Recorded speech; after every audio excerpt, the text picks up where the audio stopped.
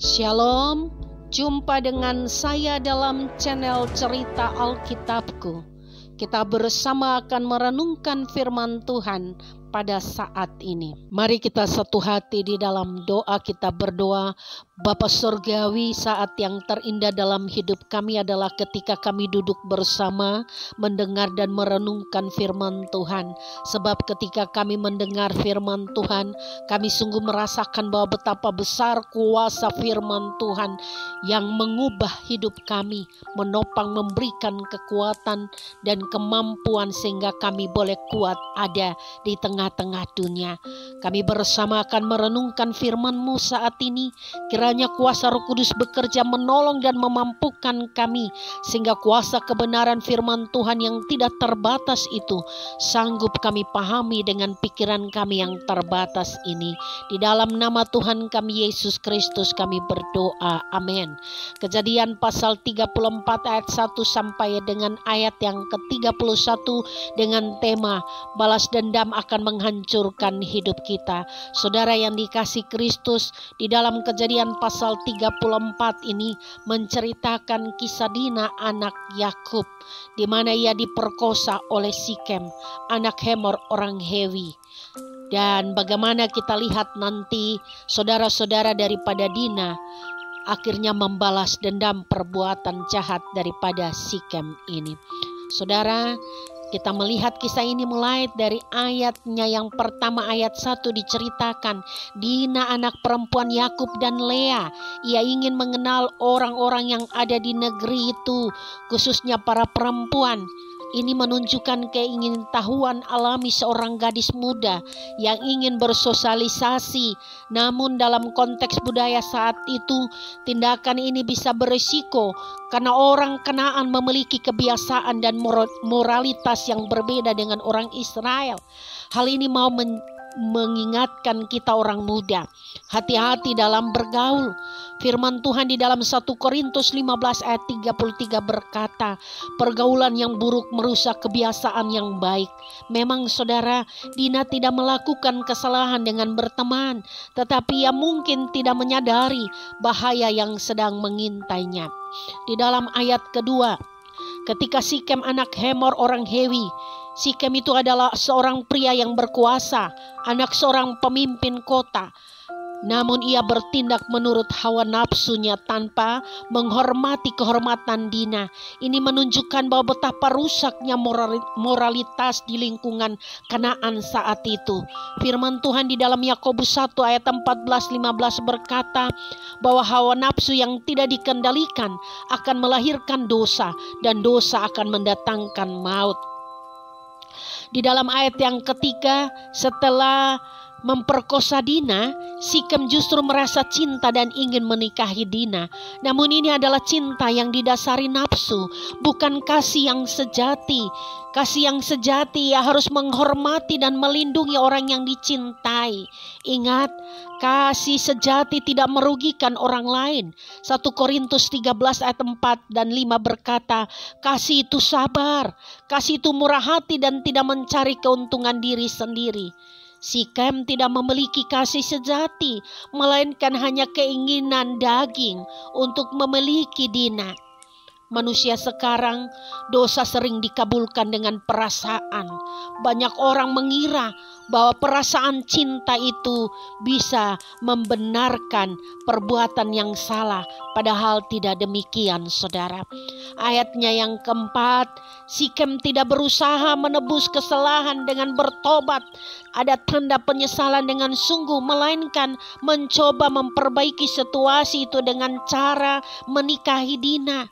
Ia minta ayahnya Hemor berbicara dengan Yakub, ayah Dina, supaya ia bisa menikahi Dina. Ayat 5, Yakub mendengar bahwa putrinya telah dicemari. Ia tidak segera bertindak, tapi ia menunggu anak-anaknya pulang sebelum mengambil keputusan di dalam hidupnya. Terkadang diam bukan solusi, saudara. Diam bukan solusi yang tepat. Tapi mungkin Yakub diam, dia sedang mempertimbangkan langkah yang bijaksana. Ia harus berdiskusi dengan keluarganya. Ayat yang ke-6, setelah perbuatan keji Sikem, maka Hamor ayahnya mencoba mencari jalan keluar dengan berbicara langsung kepada Yakub. Ini adalah negosiasi untuk meredakan situasi dan menjadikan pernikahan sebagai solusi. Ayat yang ke-7, saudara laki-laki Dina merasa marah karena kehormatan saudara perempuan mereka telah dicoreng. Mereka menyadari bahwa tindakan Sikem adalah dosa besar yang bertentangan dengan moral bangsa Israel. Pada ayat yang ke-8, Hamor ayah Sikem mencoba meyakinkan keluarga Yakub bahwa Sikem benar-benar mencintai Dina. Hamor berusaha memperbaiki keadaan dengan menawarkan sebuah pernikahan. Ayat 9-10, Hamor ingin mengikat hubungan dengan Yakub melalui pernikahan antara suku. Ia juga menawarkan keuntungan ekonomi bagi keluarga Yakub jika mereka mau menetap dan berdagang di negeri itu. Artinya, Hamor ingin menggabungkan suku Kanaan dan suku Israel melalui pernikahan. Namun ini bertentangan dengan janji Tuhan kepada Abraham bahwa keturunan Israel harus hidup terpisah dari bangsa-bangsa penyembah berhala. Dalam Kejadian pasal 12 ayat 1 sampai ayatnya yang ketiga. Dan di dalam ayat 11 dan 12, Sikem menunjukkan kesungguhannya untuk menikahi Dina. Ia bersedia melakukan apa saja untuk mendapatkan restu daripada keluarga Yakub. Sikem siap membayar mas kawin berapapun yang diminta.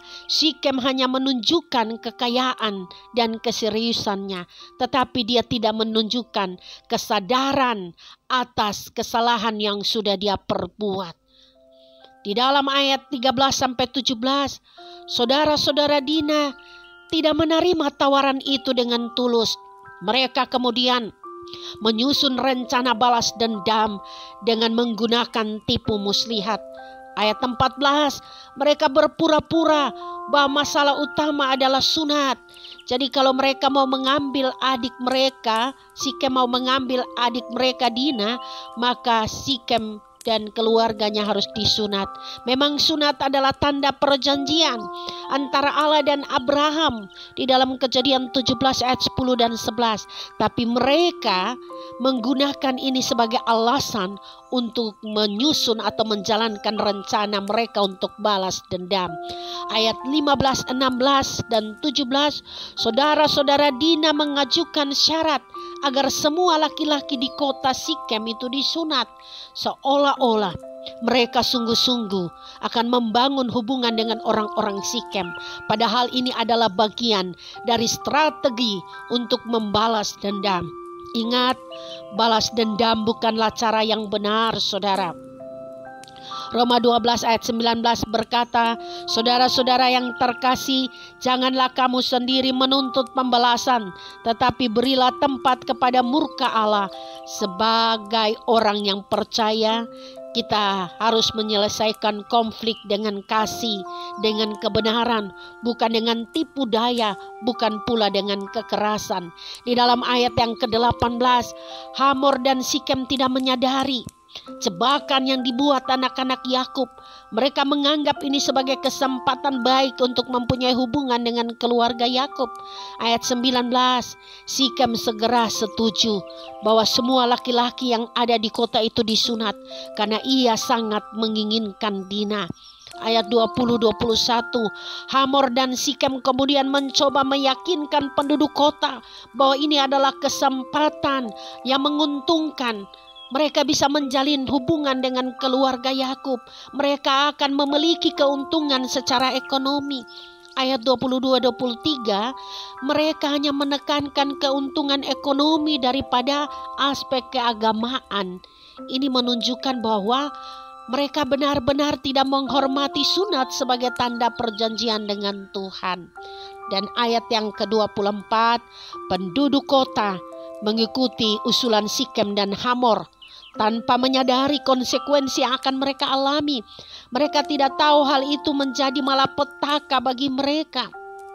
Ayat 25, biasanya orang yang disunat pada hari yang ketiga mengalami sakit dan kesakitan yang luar biasa. Dan tentu laki-laki yang ada di kota Sikem, mereka semua berada di dalam keadaan yang lemah. Mereka tidak bisa bertahan atau melawan.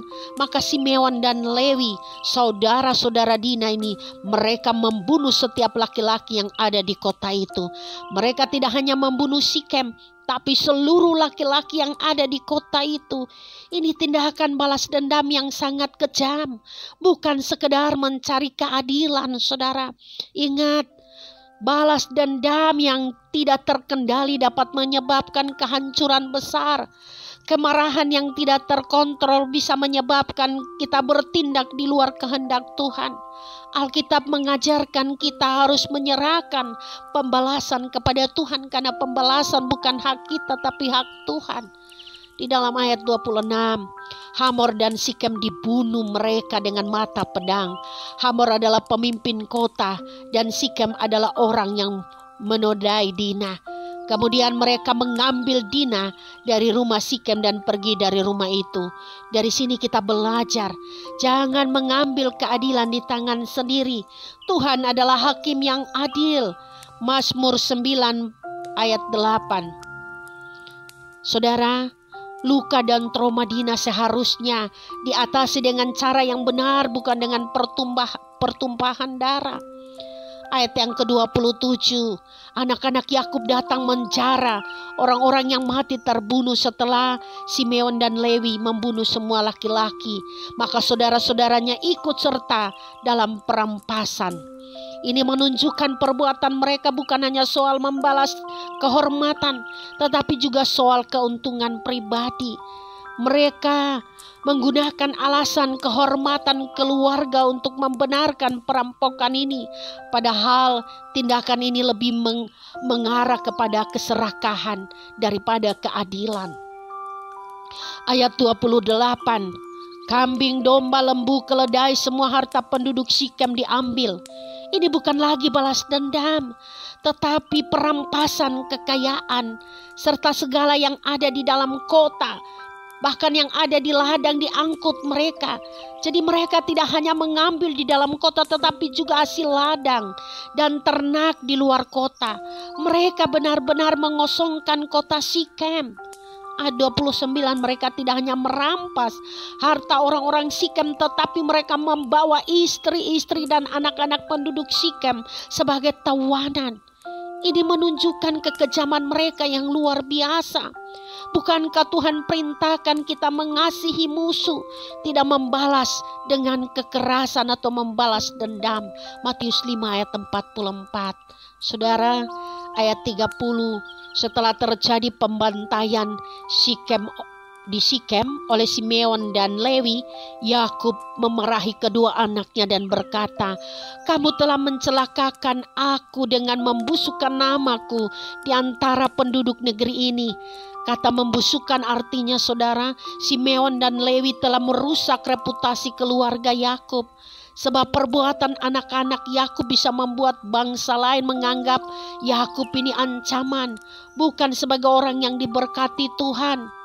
Orang Kanaan dan orang Feris yang tinggal di tanah Kanaan, mereka bisa saja melihat bahwa tindakan ini sebagai ancaman dan bisa menyerang Yakub dan keluarganya. Ayat 31, jawaban Simeon dan Lewi, mereka merasa tidak bersalah atas tindakan mereka. Mereka membela diri.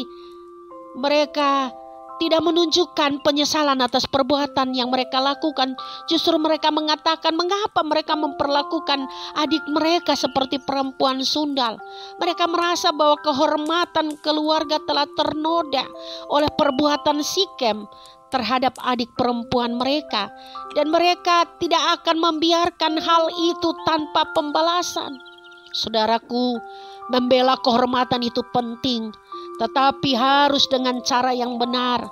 Kejadian ini menunjukkan pentingnya menjaga martabat keluarga, namun cara yang digunakan harus sesuai dengan kehendak Tuhan, bukan dengan kekerasan dan bukan dengan balas dendam. Karena cara yang demikian Tuhan tidak berkenan. Karena dengan membalas dendam, dengan cara kekerasan justru akan menghancurkan hidup kita. Firman Tuhan ini menjadi pembelajaran yang berharga bagi kita semua. Amin sabdanya. Mari kita satu hati di dalam doa kita berdoa. Bapa yang maha baik, terima kasih untuk firman Tuhan yang telah mengajarkan kami untuk bersikap bijaksana dalam menghadapi ketidakadilan. Tolong kami agar tidak terbawa emosi dan dendam, tetapi mencari keadilan dengan cara yang benar di hadapan-Mu ya Bapa. Berikan kami sungguh hati yang percaya bahwa Engkaulah hakim yang adil, yang tidak akan berkompromi dengan kesalahan dan dosa. Dalam keadilan-Mu kami semakin diteguhkan, hidup di dalam kerendahan hati, dan menyerahkan segala hal yang kami alami. Di dalam nama Tuhan Yesus Kristus kami berdoa. Amin.